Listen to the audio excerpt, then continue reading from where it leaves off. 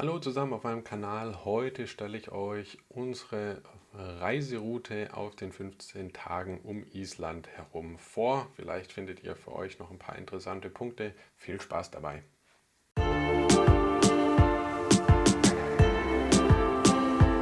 Tag 1 war bei uns wie folgt. Man kommt ja für gewöhnlich sozusagen hier in Keflavik am Flughafen an und dann sind wir im Prinzip direkt losgefahren. Wir wollten hier Richtung Blue Lagoon, weil dort der Vulkanausbruch noch aktiv war, allerdings nicht mehr so stark. Es war abgesperrt, wir konnten leider nicht weiterfahren und sind dann daraufhin weiter nach Reykjavik. Wir haben nur zwei Stopps zwischendurch gemacht. Das war einmal die Kirche und einmal sozusagen das Konzerthaus, weil für uns die Natur einfach viel wichtiger und schöner war. Deswegen haben wir nur wirklich kurz in der Stadt angehalten und wollten dann direkt weiter.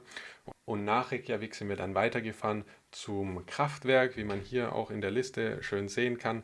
Haben uns das Kraftwerk angeschaut, weil es auch sehr interessante Einblicke in die Geothermie in Island gibt, sind dann weiter ins Goldene Dreieck gefahren, haben hier noch den Kirit Krater besucht, sind einmal um den Krater rumgelaufen und sind dann im Prinzip durchgefahren bis nach ganz hinten. Wir haben noch den Geysir besucht und hatten dann ein Hotel in der Nähe vom Gullfoss Wasserfall.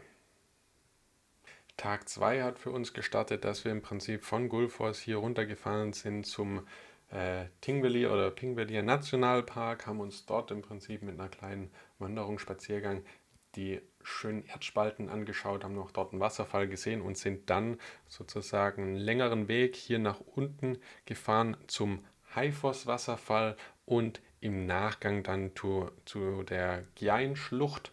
Beides wirklich wunderschön. Und am Abend, als wir dann zurückgekommen sind, haben wir dann ohne viel Touris nochmal den Gullfoss angeschaut, was wirklich nochmal wunderschön war.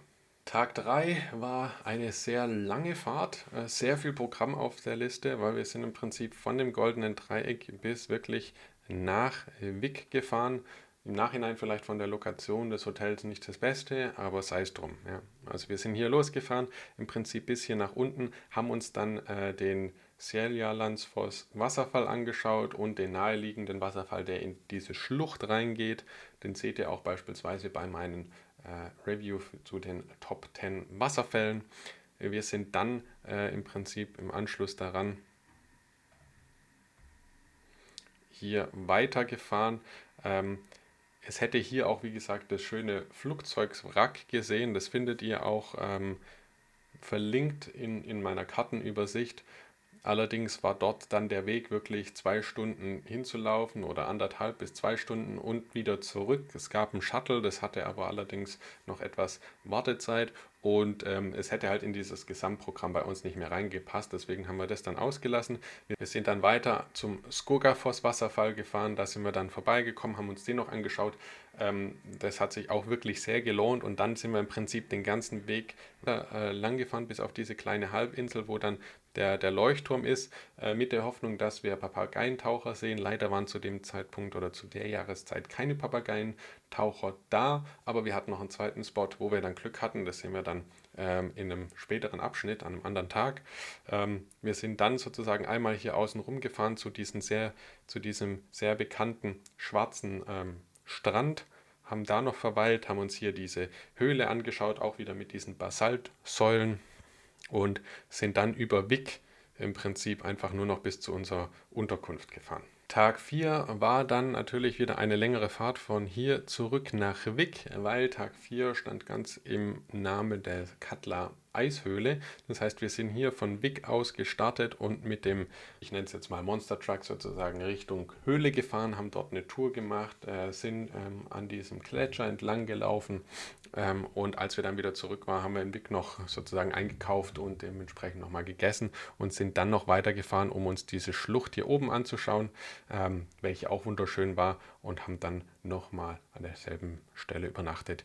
Tag 5 ging es dann weiter Richtung Norden und zwar sind wir hier im Prinzip einfach dem Gletscher entgegengefahren, haben hier verschiedene Stops gemacht. Einmal eben sozusagen beim Svartivos Wasserfall, sind dann eben zum Gletscherspot 1 gefahren, sind dann weitergefahren zu dem Gletscherspot 2, was ich auch nochmal in diesen Gletscherspots generell dann nochmal vorstellen werde, und haben uns dann eigentlich vorgenommen, diese Canyon-Tour zu machen, was wir dann aber allerdings auf den nächsten Tag verschoben haben. Wir sind dann noch zum nächsten Gletscherspot, haben uns die Eisberge dort angeschaut und auch die Diamond Beach und dann dementsprechend einfach bis zum Hotel weitergefahren. Tag 6 ging es dann auch wieder ein Stückchen zurück, weil an Tag 6 hatten wir im Prinzip hier noch unsere Bootstour im Gletschersee gebucht gehabt. Das heißt, wir sind nochmal zurückgefahren, haben diese Bootstour gemacht und haben dann an diesem Tag eben diese Canyon-Tour in den Canyon reingemacht. Das hat sich dort dann einfach alles besser ergeben. Tag 7 war dann auch eine längere Fahrtstrecke wieder. Wir sind nach Stocksnest gefahren bei Höfen, haben uns dort das Wikingerdorf angeschaut und den Schwarzen Strand und sind dann im Prinzip eine lange Strecke über Egilsstadir gefahren, um dann zu unserer Unterkunft zu kommen. Wir hatten dort mehrere Stopps dazwischen, irgendwelche Ausblicke in die Fjorde. Man ist durch diese Fjordlandschaft durchgefahren, war allerdings relativ stürmisch an den Tagen und ein weiterer Wasserfall, den wir uns anschauen wollten, haben wir dann sozusagen erstmal weggelassen.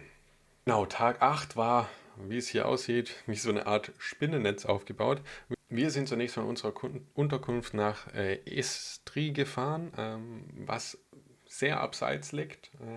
Dort gibt es nicht wahnsinnig viel, aber es gibt eine Kolonie von Papageientaucher und dort waren wir wirklich fündig. Wir haben sehr, sehr viele gesehen und es war wirklich schön, dort zu verweilen, diesen Tierchen zuzuschauen.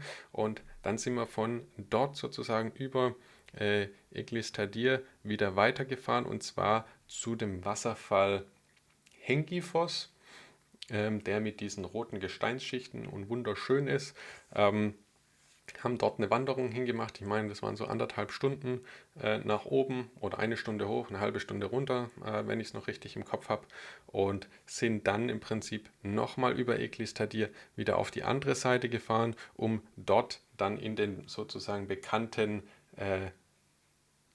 Stutlagir Canyon zu kommen. Dieser Canyon ist auch ein sehr bekannter. Das ist im Prinzip der Canyon, wo in der Mitte das türkise Wasser durchfließt und im Prinzip rechts und links auch diese Basaltsäulen sind. Tag 9 ging dann, wie gesagt, von unserer Unterkunft hier unten los Richtung Norden. Unser Ziel war Husavik. Wir hatten dann hier an den zwei sehr bekannten Wasserfällen Dettifoss und Selfoss gehalten, haben uns die beiden angeschaut, sind dann Richtung Norden weitergefahren, haben uns dort dann die Aspirgi-Schlucht angeschaut und dann über die Tjörnes-Halbinsel von oben sozusagen Richtung Husavik gefahren. Und für mich ist Husavik eigentlich der schönste kleine Ort, den ich so auf Island kennengelernt habe. Wirklich wunderschön gelegen in den Fjorden. Und Tag 10 ging dann von Husavik wieder Richtung Süden. Wir haben einen Stopp gemacht an dem bekannten Godafoss Wasserfall hier im Süden und sind dann im Prinzip weitergefahren über den Mývatnsee.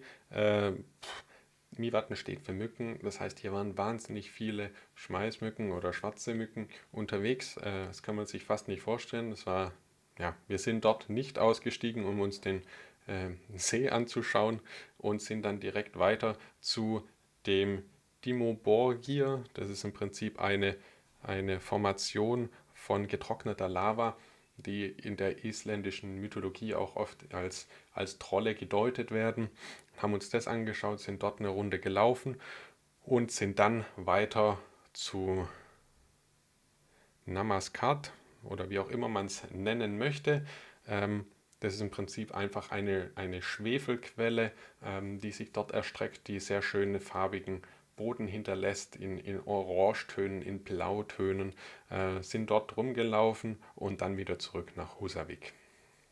Tag 11 war hauptsächlich ein Fahrtag. Wir sind im Prinzip von Husavik wieder Richtung Süden gefahren. Wir sind über die größere Stadt Akureyri gefahren, haben dort auch einen kurzen Stopp gemacht, sind mal durch die Stadt gelaufen und dann im Prinzip hier entlang über Dalvik, entlang der Fjorde, die Fjordlandschaft genossen, immer mal wieder hier und da angehalten, auch in kleinen Dörfchen, dann sozusagen an unserem Endpunkt angekommen sind. Tag 12 war bei uns dann im Prinzip auch wieder eine Weiterfahrt. Wir sind im Prinzip hier von unserer Unterkunft losgefahren. Hier gab es nochmal diese kleinen Farmhäuschen, die bemoost sind, die Clownbear Farm and Museum. Das haben wir im Prinzip von außen noch schnell betrachtet, sind dann weitergefahren. Hier gab es noch ein weiterer Canyon, welcher auch schön war, aber im Vergleich zu denen, die wir davor gesehen haben, weniger spektakulär. Und dann sind wir im Prinzip einfach einmal hier auf diese kleine Halbinsel gefahren. Und Tag 13 stand im Prinzip im Motiv der Halbinsel. Wir sind hier einmal runtergefahren, haben die Tretonga, haben dort die Robben angeschaut, sind weiter zur Schwarzen Kirche, zu besonderen Felsformationen und dann zu einer Lavahöhle. Lava trocknet ja von oben nach unten, das heißt, oben wird das Gestein fest, unten fließt noch die flüssige Lava weiter und dadurch entstehen Höhlen und die konnte man dort eben begehen. War eine super schöne Erfahrung. Wir sind dann im Prinzip einmal hier um die Insel weiter rumgefahren, waren noch an diesem bekannten Punkt, wo der Wasserfall im Hintergrund der Berg ist. Findet ihr auch in dem Video zu den Top 10 Wasserfällen wieder und haben das dann dort noch angeschaut. Der letzte Tag war dann geprägt, okay, wir müssen von dieser Halbinsel wieder nach unten entlang fahren über Reykjavik. Zunächst hatten wir geplant, eigentlich die Dinge, die wir am ersten Tag gemacht haben, in Reykjavik am letzten Tag zu machen. Das hatten wir dann allerdings schon am ersten gemacht. Deswegen konnten wir eigentlich im Prinzip komplett durchfahren. Diese verschiedenen Zwischenstopps haben wir dann nicht mehr gemacht, weil wir gemerkt haben, okay, es ist schon einiges an der Zeit.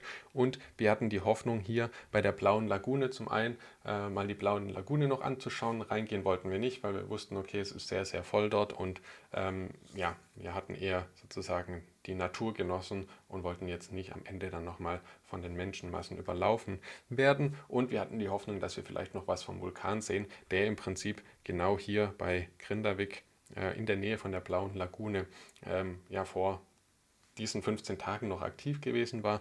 Es war nichts mehr abgesperrt, aber leider konnte man nichts mehr sehen. Und dann sind wir im Prinzip zurück zum Flughafen. Wir haben noch kurz vorher kennengelernt, es gibt hier noch eine Brücke zwischen den Kontinenten. Da ist eine kleine Brücke, eine Fußgängerbrücke über diesen verschiedenen Felsspalten, wo man dann nochmal drüber gehen kann. Wir hatten noch ein bisschen Zeit, haben einen kleinen Abstecher dorthin gemacht und sind dann wieder zurück zum Flughafen, um nach Hause zu fliegen. Ich hoffe, es hat euch gefallen. Bei Fragen zu Island gerne in die Kommentare. Habt ihr noch Interesse, mehr über Island zu erfahren, beziehungsweise welche anderen Reisespots würden euch noch interessieren, mehr Informationen zu erhalten? Ansonsten freue ich mich über ein Like oder ein Abo. Bis zum nächsten Mal.